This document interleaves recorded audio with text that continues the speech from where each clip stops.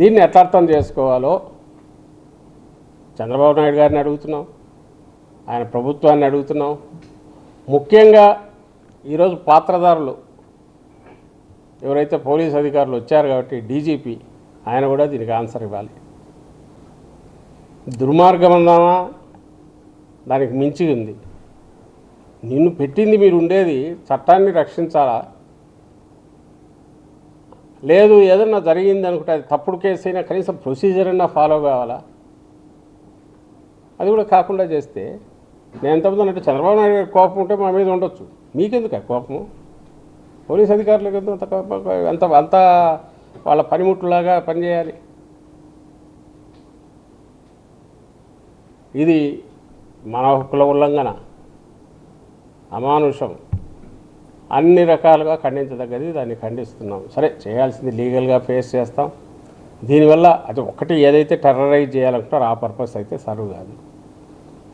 2 ఏళ్లుగా చూస్తూనే ఉన్నాం.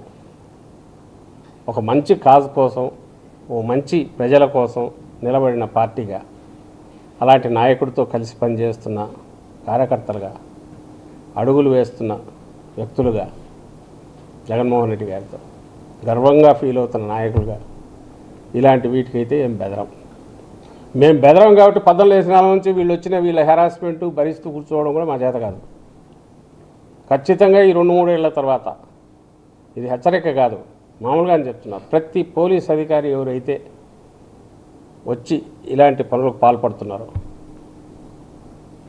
వాళ్ళందరివి మా కార్యకర్తలకు చెప్తున్నాం, మేము గుర్తుపెట్టుకుంటాం.